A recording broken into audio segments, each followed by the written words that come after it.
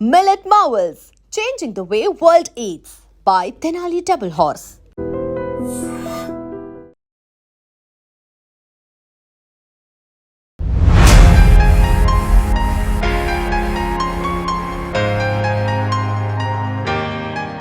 Telugu cinema ఇండస్ట్రీలో వచ్చిన కొన్ని మూవీస్ ఖచ్చితంగా తెలుగు సినిమా యొక్క గతిని మార్చేసిన సందర్భాలు అనేది కూడా మనం చూసాం.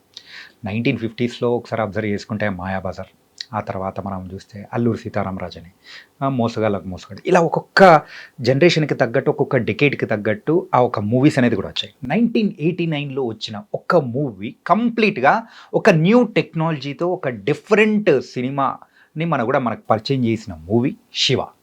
మరి శివ గురించి మాట్లాడుకుంటూ పోతూ ఉంటే మరైతే చెప్పలేని సరే, ఈ శివ మూవీ గురించి చెప్పాలంటే బోల్డ్ అనే విషయాలు కూడా ఉన్నాయి.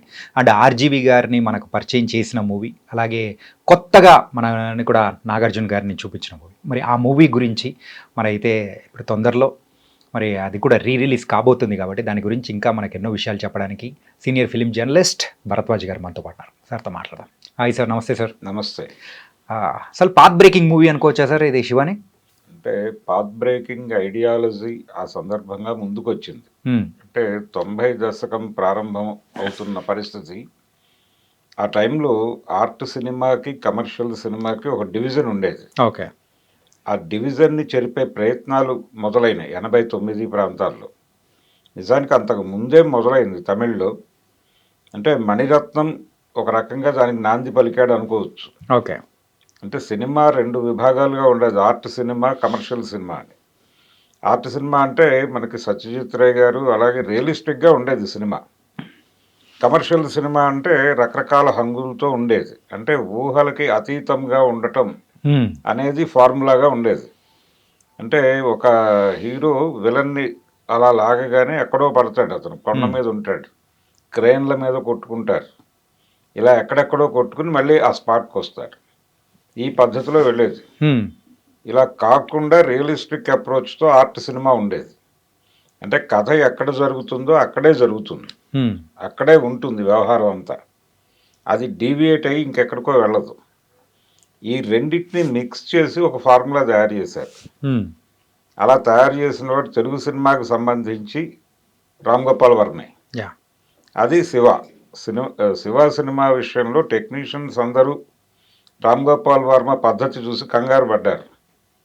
అంటే ఇది కమర్షియల్ సినిమాగా ఫిక్స్ అయ్యి వచ్చారు వాళ్ళందరూ. అన్నపూర్ణ స్టూడియోస్ వారి సినిమా, నాగార్జున హీరో, అంటే అది డెఫినెట్గా కమర్షియల్ సినిమా అనే ఉద్దేశంతోనే టెక్నీషియన్స్ అందరూ ప్రిపేర్ అయి ఉన్నారు మెంటల్గా. ఓకే. కానీ ప్రతిరోజు ఈయన వాళ్ళకి షాక్లు ఇచ్చేవాడు. అంటే ఉదాహరణకి ఒక ఫైట్ ఎపిసోడ్ ఉంటుంది అనుకుందాం.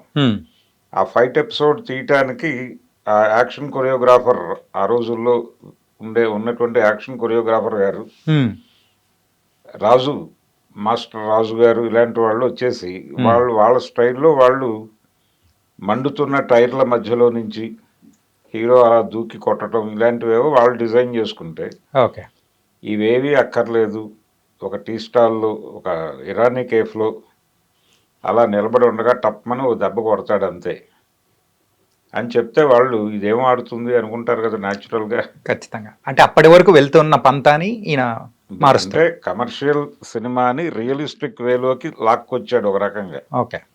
ఆ రియలిస్టిక్ వేలో కమర్షియల్ సినిమాని బ్లెండ్ చేయటం అనేది అర్థం కాలేదు చాలా మందికి. అర్థం కాక ఏమిటి గొడవ, డైలాగులు కూడా. ఇప్పుడు ఇది కాలేజీ నేపథ్యంలో జరిగేటువంటి సినిమా అనగానే తనికెళ్ళ భరణి గారిని రైటర్గా పెట్టుకున్నారు. భరణి గారు ఆయన ధోరణిలో ఆయన రాసుకుంటూ వెళ్ళిపోయాడు. కాలేజీ అంటే యూత్, కాలేజీ స్టూడెంట్స్ వాళ్ళ మధ్య జరిగేటువంటి హ్యూమరు అవన్నీ రాసుకుంటూ వెళ్ళాడు ఆయన. ఇదంతా ట్రాష్, ఇదేమీ ఉండదు సినిమాలో అని చెప్పాడు డైరెక్టర్ గారు. చెప్పేసరికి ఆయన షాక్, ఇదేమిటి అని. అంటే ఏం మాట్లాడుకుంటారో ఆ సందర్భంలో అది మాత్రమే ఉంటుంది. సందర్భాన్ని పూర్తిగా పక్కకి నెట్టేసి విడిగా ఏం మాట్లాడుకోరు వాళ్ళు. ఏది మాట్లాడినా ఆ సన్నివేశానికి నిబద్ధం అయి ఉండాలి అని చెప్పాడు ఆయన. ఈ చెప్పిన పద్ధతిలో ఇంకేం రాస్తాం మనం అనే మూడ్లోకి వెళ్ళిపోయాడు ఆయన, తనికెళ్ళ భరణి గారు. తనికెళ్ళ భరణి గారు. అలా తనకు ఎలా కావాలో అలా రాయించుకున్నాడు ఆయన. ఆయనతో ఒక క్యారెక్టర్ కూడా చేయించాడు. ఇలా ప్రతి ఒక్కళ్ళకి షాకే, అంటే ప్రతి ఒక్కళ్ళకి కొత్త ఎక్స్పీరియన్స్ అది, టెక్నీషియన్స్కి, రైటర్లకి, అందరికీ. అయితే ఈ సినిమా డిజైనింగ్లో ఈయన రకరకాల పద్ధతులు అనుసరించాడు. అసలు ఆ ప్రాజెక్టు ఓకే చేయించుకోవటానికే చాలా, అంటే ఆయన భాషలో చెప్పాలంటే చాలా కుట్రలు కుతంత్రాలు చేశాడు వర్మ గారు. ఓకే. అంటే వర్మకి ఆల్రెడీ ఒక, ఆయన ఇంజనీరింగ్ బ్యాక్డ్రాప్లో నుంచి వచ్చాడు, సివిల్ ఇంజనీర్ ఆయన. ఓకే. సివిల్ ఇంజనీర్ కానీ క్రిమినల్ సినిమాలు బాగా తీయగలడు ఆయన. ఆ సివిల్ ఇంజనీరింగ్ అయిపోయిన తర్వాత ఆయన ఒక వీడియో లైబ్రరీ పెట్టుకున్నాడు. ఆ రోజుల్లో అవి ఉండేవి. మొదట్లో లెర్నింగ్ లైబ్రరీస్ ఉండేవి, నవలలు అద్దెకిచ్చేవాళ్ళు. ఆ తర్వాత నెమ్మదిగా 80 దశకం ప్రారంభం నుంచి ఈ వీడియో లైబ్రరీలు రావడం మొదలైంది. వీడియో లెర్నింగ్ లైబ్రరీలు, వీడియో క్యాసెట్లు అద్దెకి ఇవ్వబడును, వీసీఆర్లు అద్దెకి ఇవ్వబడును, ఇవి తీసుకెళ్ళి సినిమాలు చూసుకునేవాళ్ళు. ఎప్పుడైతే ఈ వీడియో లైబ్రరీలు మొదలైనాయో ప్రతి ఏరియాలోనూ యూత్ రకరకాల భాషల సినిమాలు పట్టుకెళ్ళి ఇంట్లో వేసుకుని చూడటం మొదలైంది.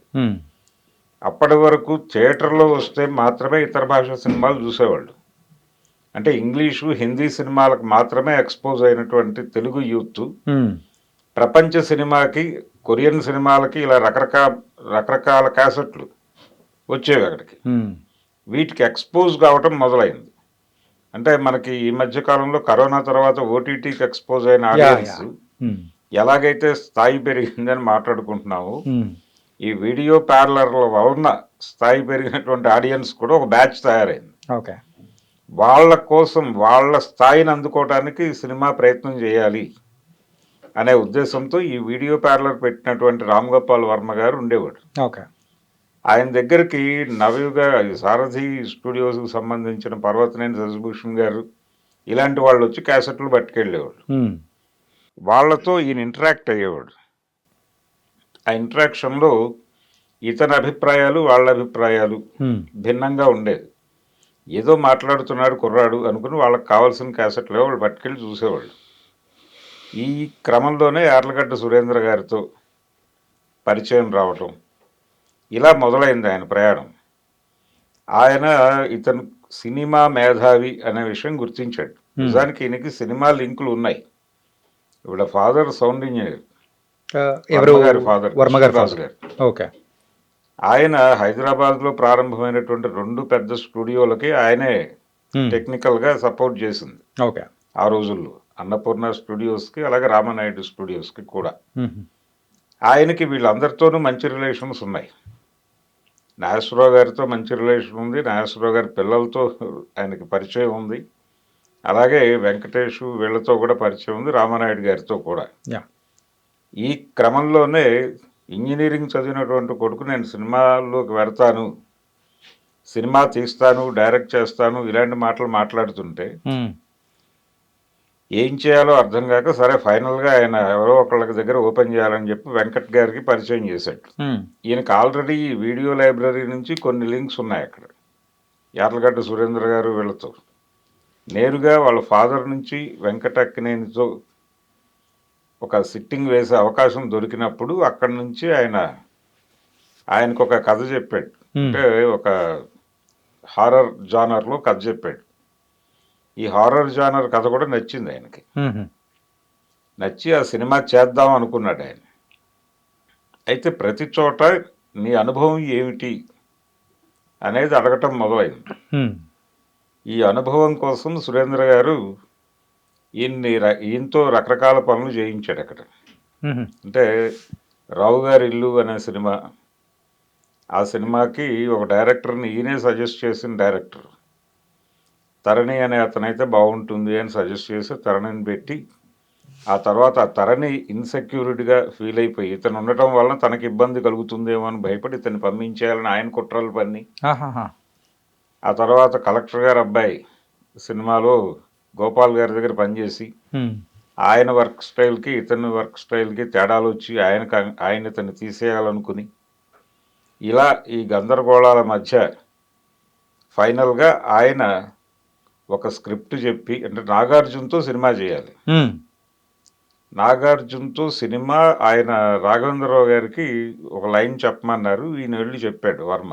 ఉమ్, అంటే స్టూడెంట్ బ్యాక్డ్రాప్, కాలేజీలో గొడవలు, ఈ నేపథ్యంలో ఉంటుంది సినిమా అని. అప్పటికి హిందీలో ఒక సినిమా వచ్చింది ఈ తరహా సినిమా, అర్జున్ అదే లైన్స్లో ఉన్నట్టుంది ఇది అని అనుకున్నాడు ఆయన, రాఘవేంద్రరావు గారు. ఓకే.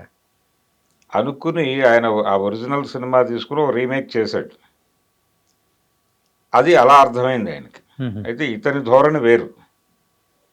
ఈయనకి విజయవాడ ఇంజనీరింగ్ కాలేజీలో కొన్ని ఎక్స్పీరియన్సెస్ ఉన్నాయి. ఉమ్, ఈ ఎక్స్పీరియన్స్ని తను చూసినటువంటి హిందీ సినిమాలు, ఇంగ్లీషు సినిమాలు, వాటిలో ఉన్నటువంటి సన్నివేశాలని వీటన్నిటినీ బ్లెండ్ చేసి ఉమ్, ఒక స్క్రిప్ట్ తయారు చేసుకుని ఉన్నాడు ఈయన.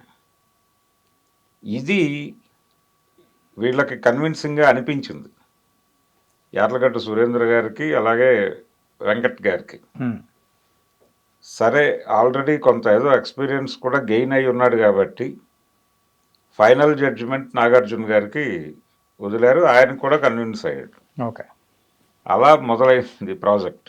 కాకపోతే దీని వెనకల ఒకటి విన్నాము ఏంటంటే, అప్పుడు నాగార్జున గారి దగ్గరికి వెళ్ళి అన్నగారు ఒప్పుకున్నారంటే ఒప్పుకున్నారు అని చెప్పేసి చెప్పడము, అండ్ వెంకట్ గారి దగ్గరికి వెళ్ళి నాగార్జున ఒప్పుకున్నారని చెప్పేసి చెప్పడం, ఇలాంటిది ఏదో జరిగిందని కూడా విన్నాను. లేదు, ఆయన రకరకాల గేమ్స్ ఆడాడు ఆడాడు. ప్రాజెక్ట్ని లాంచ్ చేయటానికి. ఉమ్, అంటే తను లాంచ్ అవటానికి, యా. డైరెక్టర్గా తను లాంచ్ అవటం కోసం వీళ్ళతో తనకున్నటువంటి ఫ్రెండ్షిప్. ఉమ్, అంటే జనరల్గా ఎవరైనా టెక్నికల్గా జాయిన్ అవ్వాలంటే వెళ్ళిపోయి ఎక్కడో అసిస్టెంట్ డైరెక్టర్గా చేరటం. అంటే అప్పటి వరకు చాలామంది కెరియర్ అలాగే నడిచింది. ఉమ్, అంటే అసిస్టెంట్ డైరెక్టర్ గాను, అసోసియేట్ గాను ఇలా ప్రయాణం ఉండి ఎక్కడో ఒక ప్రొడ్యూసర్తో కన్విన్స్ అయిపోయి వాళ్ళతో ఒక ప్రాజెక్ట్ చేయటం. కోదండరామిరెడ్డి గారు వీళ్ళందరూ అలా వచ్చిన వాళ్ళే కదా. యా. మధుసూదన్ రావు గారి దగ్గర సుదీర్ఘకాలం పనిచేసి అలా వచ్చిన వాళ్ళు. ఉమ్, రాఘవేంద్రరావు గారు వాళ్ళ ఫాదర్ దగ్గర చాలా కాలం పనిచేసి వచ్చినవాడు. ఇలా పనిలో నుంచి వస్తున్న వాళ్ళు ఉండేవాళ్ళు అప్పుడు. ఉమ్, అలా కాకుండా వర్మ గారు తన్ని తాను ప్లాంట్ చేసుకున్నాడు ఇండస్ట్రీలో. ఓకే. తన్ని ప్లాంట్ చేసుకోవటానికి రకరకాల గేమ్స్ ఆడాడు ఆయన తనకు దొరికినటువంటి ఏరియాలో.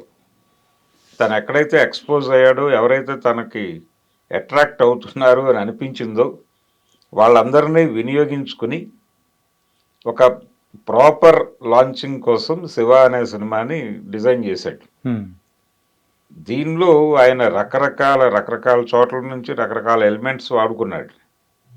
ఒక కన్నడ సినిమాలో నుంచి ఒక సాంగ్ని ఆ తీసినటువంటి ధోరణిని అడాప్ట్ చేసుకుని ఒక పాట పెట్టాడు, సరసాలు చాలు శ్రీవారు అని. ఓకే. ఇలా ఆయన వంశీ గారి, పెద్ద వంశీ గారి సినిమాలు చూసేవాడు. అక్కడి నుంచి సీతారామ శాస్త్రి గారికి అట్రాక్ట్ అయ్యి ఆయన్ని తీసుకొచ్చాడు సినిమాలోకి. ఇలా ప్రతిదీ కెమెరా ఎలా ఉండాలి, కెమెరా యాంగిల్స్ ఎలా ఉండాలి, దీంతో పాటు స్టడీ కామ్ అనేటువంటి కెమెరాని యా. పూర్తిగా వినియోగంలోకి తీసుకొచ్చిన వాడు వర్మ. అంతకుముందు మలయాళంలో వాడారు. ఉమ్, మలయాళంలో స్టడీ క్యామ్ వాడుతూ కంకణం లాంటి సినిమాలు చేశారు వాళ్ళు. మమ్ముట్టితో వచ్చింది సినిమా, చాలా పెద్ద, అంటే తెలుగులో కూడా విజయం సాధించింది ఆ సినిమా, డబ్బింగ్ వెర్షన్. ఓకే. ఆ సినిమాలో కెమెరా ఏమిటి కొత్తగా ఉంది అని జనాలు అనుకుంటున్నారు. అంతకంటే కొత్తగా శివ సినిమా అప్పుడే వచ్చింది. ఇది ఉమ్, ఈ శివ సినిమా వచ్చిన తర్వాత స్టడీ క్యామ్ వాడటం అనేది కామన్ అయిపోయింది. ఇలా ప్రతిదీ సౌండ్కి సంబంధించి చాలా కేర్ తీసుకున్నాడు ఆయన. అంటే థియేటర్లో కూర్చున్నటువంటి ప్రేక్షకుడిని ఒక రకంగా కట్టిపడేసే పద్ధతిలో సౌండ్స్ ఉండాలి అని అనుకున్నాడు. ఈ అంటే యాక్షన్ సీన్స్ ఉంటాయి, ఫైట్లో డిష్యూమ్ ఇలాంటి సౌండ్స్ ఉండేవి అంతకుముందు. యా. ఇది తీసేసి కొంచెం న్యాచురల్గా ఉండేలాగా కొన్ని సౌండ్స్ వాడుకున్నాడు ఆయన. ఉమ్, ఈ సౌండ్స్ వాడుకోవడానికి దీపన్ చటర్జీ అని ఒక అతన్ని అడాప్ట్ చేసుకున్నాడు. ఉమ్, అలా సౌండ్స్ కోసం ఒక విభాగం పెట్టి ఒక ఇన్ఛార్జిగా పెట్టడం అనేది అప్పుడే మొదలు. ఓకే. అంటే సినిమా తీయటంలో సౌండ్ ప్రాముఖ్యత ఏమిటి అనేది బలంగా చెప్పి, కొత్తగా థియేటర్లు అప్పుడప్పుడే వస్తున్నటువంటి స్టీరియో ఇవన్నీ ఈ ఏరియాలోకి ఒక అడ్వాన్స్మెంట్, ఒక అడుగు ముందుకేసిన సినిమా శివ. ఓకే. అలా ఇళయరాజా గారిని తీసుకోవటం, అంటే నిజానికి ఆ టైంలో కొత్త ఆలోచనలతో వచ్చిన ప్రతి డైరెక్టరు ఇళయరాజా దగ్గరికి వెళ్ళిపోయేవాడు. ఎందుకంటే ఆయన వీళ్ళ ఆలోచనల్ని ఎన్హాన్స్ చేస్తూ వెళ్ళేవాడు. ఈ కొత్త డైరెక్టర్లకి ఏం కావాలో దాన్ని వీళ్ళ ఊహలకి మించి ఆయన కష్టపడేవాడు. యా. దానికి ఉదాహరణ ఏంటంటే శివ సినిమాలో కాలేజీలో ఒక యాక్షన్ ఎపిసోడ్ ఉంటుంది. జేడి చక్రవర్తిని తరుముకుంటూ నాగార్జున పరిగెడతాడు క్లాస్ రూముల్లో నుంచి. అవును. నిజానికి యాక్షన్ ఎపిసోడ్ అది బీభత్సమైన మ్యూజిక్ ఎక్స్పెక్ట్ చేశాడు వర్మ. కానీ ఇళయరాజా గారు ఏం చేశారంటే అక్కడ వయలిన్ పెట్టేసి ఒక విషాదం నడుస్తూ ఉంటుంది. ఏమిటిది అని అడిగితే వాళ్ళు చదువుకోవాల్సిన వాళ్ళు, అదేమో ఎడ్యుకేషనల్ ఇన్స్టిట్యూషను, దానిలో ఇవన్నీ జరుగుతున్నాయంటే నిజానికి ఆ కాలేజీ ఏడవాలి కదా, అందుకని దాన్ని నేను ప్రతిబింబింపజేస్తూ ఆ విషాదాన్ని మోగించాను అన్నాడే. ఈయన కన్విన్స్ అయ్యాడు. ఓకే. ఆడియన్స్ కూడా కన్విన్స్ అయ్యారు దాంతో. అలా తన రికార్డింగ్తో ఆయన సినిమాని నెక్స్ట్ లెవెల్కి తీసుకెళ్ళాడు ఇళయరాజా. ఇళయరాజా కంట్రిబ్యూషన్ చాలా ఉంది దానిలో. ఇళయరాజా మ్యూజిక్కి ఫ్యాన్ అయిన అంటే రామ్ గోపాల్ వర్మలో కనిపించని ఒక సాంప్రదాయవాది కూడా ఉన్నాడు. ఆయన సాంప్రదాయానికి వ్యతిరేకమని మాట్లాడతాడు కానీ ఆయన చాలా సాంప్రదాయవాది, గౌరవించే వ్యక్తి. అందుకనే సీతారామ శాస్త్రి గారికి అట్రాక్ట్ అయ్యాడు ఆయన. అలాగే ఇళయరాజాని భరించాడు. వీళ్ళందరినీ కన్విన్స్ చేస్తూ అలా ఆ సినిమాని ఓ కొత్త తరహాలో తీసి జనం ముందు ఉంచితే, అంటే సినిమా రిలీజ్ అయ్యే వరకు ఎవరికి కాన్ఫిడెన్స్ లేవు ఇది ఏమవుతుంది అనే దానిలో. ఆయనకి కాన్ఫిడెన్స్ లేదు, ఎవరికీ లేదు. అలాగే ఈ మ్యూజిక్ ఒక్కరు ధైర్యంగా ఉన్నారు, అంతే ధైర్యంగా ఉన్నారు. ఈ మ్యూజిక్ విషయంలో కూడా సార్ మీరు అన్నట్టు కూడా చాలా కాంట్రిబ్యూషన్ అనేది కూడా ఇళయరాజా గారికి ఉంది. కానీ ఆ సాంగ్స్ విషయంలో కూడా ఇప్పటికీ చాలా ఫ్రెష్గా ఉంటాయి సాంగ్స్. ఆ కాలేజీ సాంగ్ కానీ, సరసాలు చాలు శ్రీవారు అని చెప్పేసి, ఇలాంటి చాలా సాంగ్స్ కూడా ఏంటంటే అరే ఇప్పుడు పాడుకుంటున్నా కానీ కొత్త ఫీల్ అనేది కూడా వస్తూ ఉంటుంది. అవును. అంటే టోటల్గా ఆ సినిమా వేసిన ప్రభావం చాలా పెద్దది రిలీజ్ అయిన తర్వాత. ఓకే. అంటే థియేటర్కి వెళ్ళినటువంటి ప్రేక్షకుడు ఎవరి అభిమాని అయినప్పటికీ బయటకు వచ్చి సినిమా బాగుంది అని చెప్పి మాట్లాడారు. అంటే అన్డివైడెడ్ టాక్ ఈ సినిమాకి. ఎటువంటి ఇబ్బంది లేకుండా అద్భుతమైనటువంటి టాక్ బయటకు వచ్చింది. అది వచ్చిన తర్వాత సినిమా అనేది చాలా పెద్ద హిట్. ఆ తర్వాత ఆయన చేసినటువంటి ప్రయోగాలు ఏవి కూడా ఆ రేంజ్ సక్సెస్ ఇవ్వలేదు ఆయనకి. ఓకే. అంటే హిట్ సినిమాలు తీసాడు ఆయన. ఇప్పుడు సత్య ఇలాంటి సినిమాలు ఆయన కెరియర్లో తీసిన సినిమాలు కొన్ని. అంటే ఆయన రకరకాల జానర్స్లో సినిమాలు చేశాడు. ఒక్కొక్క జానర్కి ఒక్కొక్క సక్సెస్ను ఇచ్చుకుంటూ వెళ్ళాడు ఆయన. ఓకే. కానీ శివ అనేది ఆయన కెరియర్లో కూడా ఒక స్పెషల్ మూవీనే. ఓకే. అంటే ఒక సినిమా చేసేసిన తర్వాత కొంతకాలం తర్వాత మళ్ళీ ఆ సినిమా చూసినప్పుడు ఆ మొదటిసారి చూసిన అనుభూతే కలగకపోవచ్చు, కానీ ఈ సినిమా మొదటిసారి చూసినటువంటి అనుభూతి కలిగిస్తుంది. దీనిలో కూడా కమర్షియల్ ఎలిమెంట్స్ ఉన్నాయి. అంటే తర్కానికి అందని విషయాలు కొన్ని ఉన్నాయి. ఉదాహరణకు ఆ చైన్ తెంపటం అనేది అంత ఈజీ కాదు. ఆ సినిమాలో నాగార్జున లాగానే టక్మని వస్తుంది చైన్, అలా రాదు. కానీ రాదు అనే లాజిక్తో సంబంధం లేకుండా ఆడియన్స్ కన్విన్స్ అవటం అనేది అది రొటీన్ కమర్షియల్ ఫార్ములానే.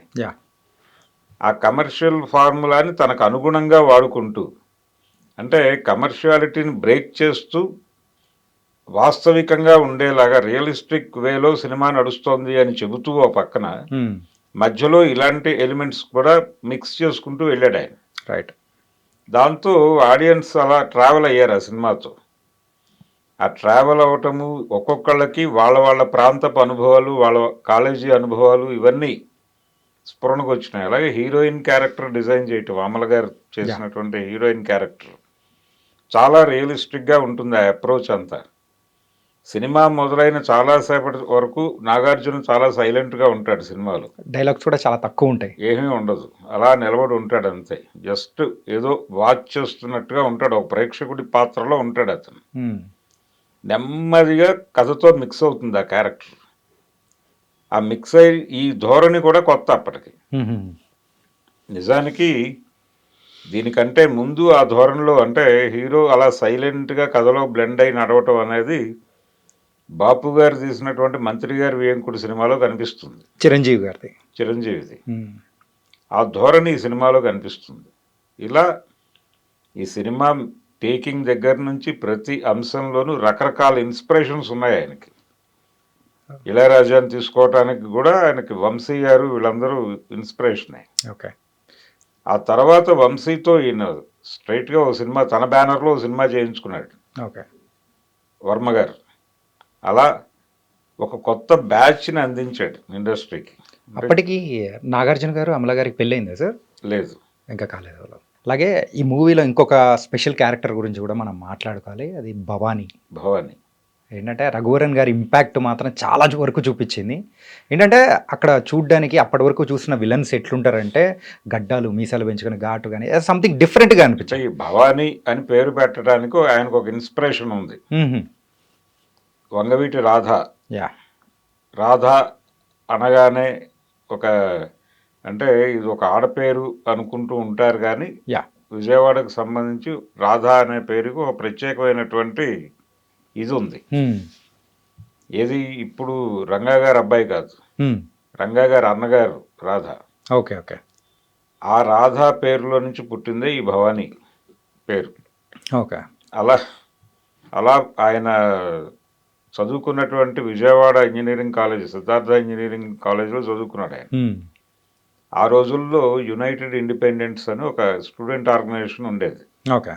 అది వంగవీటి రాధ రంగా ప్రారంభించినటువంటి యూనియన్, ఓకే. Student union.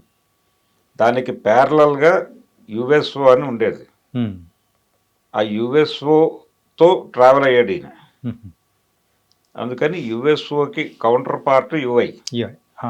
అందుకని ఆయన సినిమాలు, ఆయన వంగవీటి అని సినిమా తీసినప్పటికీ ఆయన స్టాండ్ యుఎస్ఓ స్టాండే ఉంటుంది ఇప్పటికే ఆయన సినిమాల్లో. ఓకే. అలా ఒక రకంగా Bhavani character Vangaveeti brothers mix చేసినటువంటి క్యారెక్టర్ అనుకుంటే, శివ క్యారెక్టర్ దేవినేని నెహ్రూ, దేవినేని వాళ్ళ మురళి వీళ్ళ కాంబినేషన్లో తయారైన పాత్ర. ఓకే. అంటే వాళ్ళు చదువుకోలేదు, ఇతను చదువుకున్నాడు. చదువుకోని వాళ్ళు కాలేజీల మీద ఇన్ఫ్లుయెన్స్ చేయటము, దాన్ని ప్రతిఘటించటము, ఈ ఐడియాలజీ అంతా తీసుకొచ్చి దీనిలో ఆయన తనదైన పద్ధతిలో నడిపాడు. అది టోటల్గా వర్మని డ్రైవ్ చేసినటువంటి ఐడియాలజీ. ఓకే. ఆ ఐడియాలజీ నుంచి పుట్టినటువంటి క్యారెక్టర్ ఆ భవానీ. ఆ భవానీ క్యారెక్టరు అది రఘువరన్ని చూస్ చేసుకోవడానికి కూడా రీజన్ ఉంది. అప్పటికి రఘువరన్ నెమ్మదిగా తెలుగు ఆడియన్స్కి దగ్గరికి వస్తున్నాడు పసివాడి ప్రాణం సినిమాతో. అయితే పసివాడి ప్రాణం ఆ తర్వాత చేసినటువంటి 1-2 సినిమాల్లో కనిపిస్తాడు ఆయన. ఆయనకి ఎస్పి బాలసుబ్రహ్మణ్యం గారు డబ్బింగ్ చెప్పాడు ఆ సినిమాల్లో. ఇందులో రఘువరన్తోనే మాట్లాడించాడు. యా, డైరెక్ట్ నేరుగా. అంటే ఎవరు చెప్పారు రఘువరన్కి డబ్బింగ్ అనేది ఒక చర్చ ఆ రోజుల్లో. ఆయనే చెప్పుకున్నాడు, ఆయనతో చెప్పించాడు. కృష్ణవంశీ గారు వీళ్ళు కూర్చుని ఆయనతో కొంచెం కేర్ తీసుకుని డబ్బింగ్ చెప్పించారు. చాలా రియలిస్టిక్గా ఉంటుంది ఆ క్యారెక్టర్. అలాగే గొల్లపూడి మారుతీరావు గారు కనిపిస్తాడు ఈ సినిమాలో ఒక పొలిటీషియన్ క్యారెక్టర్లో. ఆయన రొటీన్గా కనిపించే ధోరణికి భిన్నంగా ఉంటాడు. అలాగే కోట శ్రీనివాసరావు గారు ఉంటాడు ఈ సినిమాలో. ఆయన కూడా అప్పటి వరకు కనిపించిన ధోరణికి భిన్నంగా ఉంటాడు ఈ సినిమాలో. అలా ప్రతి క్యారెక్టరు అప్పటి వరకు వాళ్ళు ఎలా కనిపించారో దానికి పూర్తి భిన్నంగా ఈ సినిమాలో కనిపించడం అనేది కూడా జనాలకి ఫ్రెష్గా అనిపించింది. ఒక కొత్త సినిమాని మనం తెలుగులో చూస్తున్నాం అనే అనుభూతి కలిగించగలిగాడు ఆయన. ఆ అనుభూతే ఆ సినిమా విజయం. Nice sir. అండ్ ఈ మూవీ రిలీజ్ అవుతుంది, అది కూడా 4Kలో. చూస్తూ ఉంటే నిజంగా చాలా హ్యాపీ అనిపిస్తుంది. మళ్ళీ ఒకసారి థియేటర్లో అలా ఇప్పుడున్న జనరేషన్కి ఆ మూవీని ఎక్స్పీరియన్స్ చేయబోతున్నాం థియేటర్లో. ఆర్టిఫిషియల్ ఇంటెలిజెన్స్ అనేది వీళ్ళకి కలిసి వచ్చింది ఒక రకంగా. ఈ కలిసి రావటం వలన వీళ్ళు ట్రాక్స్ అవి పాత ట్రాక్స్ని విడిగా విడగొట్టి, అంటే ఇప్పుడు అవి ఎక్కడో పారేసి ఉంటారు, వీళ్ళు ఈ ఆర్టిఫిషియల్ ఇంటెలిజెన్స్తో వాటిని సపరేట్ చేసి ప్రతిదాన్ని అంబోజ్ చేసుకుంటూ ఇప్పుడు మళ్ళీ రీడిజైన్ చేయడానికి అవకాశం దొరికింది వీళ్ళకి. అందుకని ఈసారి కొత్త ఎక్స్పీరియన్స్ ఇస్తుంది ఈ సినిమా. అంటే ఆ జనరేషన్లో ఆ ఆడియన్స్ని ఎలా పట్టుకుందో ఆ సినిమా ఇప్పుడు ఈ జనరేషన్లో అలా పట్టుకుంటుంది. ఆయన సీన్లు డిజైన్ చేయటం కూడా రొటీన్కి భిన్నంగా నడవటం. అంటే ఒక హోటల్లో వీళ్ళిద్దరూ కూర్చొని మాట్లాడుకుంటారు, నాగార్జున అమల. అది వాళ్ళ క్లోజప్లతో మొదలవుతుంది డిస్కషన్. ఏంటి వీళ్ళు ఒక హోటల్లో ఇలా ఫ్రీగా కూర్చొని మాట్లాడుకుంటున్నారు, అతను రిస్క్లో ఉన్నాడు కదా అని ఆడియన్స్ అనుకుంటూ ఉంటారు. వాళ్ళు మాట్లాడుకోవడం కంప్లీట్ అయిన తర్వాత లాంగ్కి వెళ్తుంది కెమెరా. వెళ్ళినప్పుడు ఇతని తాలూకా బాడీ గార్డ్స్ అందరూ అలా లేచి బయటకు బయలుదేరుతారు వీళ్ళ వెనకాల. అది ఒక థ్రిల్లింగ్ ఎక్స్పీరియన్స్ ఇస్తుంది ఆడియన్స్కి. ఇలాంటి మాయలు మంత్రాలు చాలా ఉన్నాయి ఆ సినిమాలో. ఇవన్నీ కలిసి కొత్తగా అనిపించి జనాలు ట్రావెల్ అయిపోయారు ఆ సినిమాతో. అంత పెద్ద హిట్ కావడానికి కారణం అది. ఫైనల్ క్వశ్చన్ సార్, ఈ సినిమాకి సంబంధించి మీకు బాగా నచ్చిన ఒక సీన్ అంటే ఏం చెప్తారు? మూవీ మొత్తం బాగుంటుంది, కాకపోతే పర్టికులర్గా ఒక సీన్ మాత్రం ఆ రోజుల్లో చూసినా ఇప్పుడు చూసినా కానీ మిమ్మల్ని మెస్మరైజ్ చేసింది. అంటే ఆ ఇరానీ కేఫ్లో షార్ట్ అయ్యి, ఓకే, ఇరానీ కేఫ్ ఓనరు ఇదో అతనే శివ అంటే అని చెప్తాడు. వచ్చినటువంటి అంటే ఈ భవానీకి రిప్రజెంటేటివ్ వస్తాడు, గుండా ఒకరు వస్తారు. ఆ వచ్చిన వాడికి పరిచయం చేస్తాడు. అంటే ఆ 2-3 కాలేజీలు కలిపి ఒకరిని పెట్టేవాళ్ళు ఆ రోజుల్లో. ఆ పద్ధతిని కూడా ఈయన అడాప్ట్ చేసుకున్నాడు సినిమాలో. ఓకే, అడాప్ట్ చేసుకుని ఆ క్యారెక్టర్ ఒక కన్నడ ఆర్టిస్ట్ ఎవరో చేశాడు. అది అతనికి చూపించటం అనేది చాలా రియలిస్టిక్గా ఉంటుంది. అతను వచ్చి అప్రోచ్ అవ్వటం, ఆ ఇరానీ కేఫ్లో ఆ యాక్షన్ ఎపిసోడు, ఆ షట్టరు, ఈ వ్యవహారం అంతా చాలా అంటే తెలుగు సినిమాకి ఏవో మంచి రోజులు వస్తున్నాయనేటువంటి ఒక హోప్ ఇచ్చినటువంటి పరిస్థితి. So nice sir. And Shiva movie గురించి చాలా చక్కటి విషయాలు అనేది కూడా మాకు తెలియని విషయాలు ఎన్నో చెప్పారు. So thank you so much sir. Thank you. And for more videos, please subscribe to iDream. Please subscribe to iDream. Please subscribe iDream. And please subscribe to iDream. For more videos, subscribe to iDream. please like, share and subscribe to the channel. Congratulations, iDream. Subscribe to iDream. Subscribe to iDream. So subscribe to iDream Media. iDream ki iDream team andarki huge congratulations. Please subscribe iDream Media. Please subscribe to iDream. Subscribe iDream. Please subscribe to iDream. iDream అంటే నా కళల ఛానల్ను subscribe చేసుకున్న నోరు తిరుగుతలేదు, మీరైతే గంట గుర్తు కొట్టండి. For more such videos, please subscribe to iDream. Subscribe to iDream. Please subscribe to iDream. Please subscribe iDream Media. Please do subscribe to iDream. Please subscribe to iDream Media. For best entertainment and information, please subscribe iDream. And don't forget to subscribe to iDream.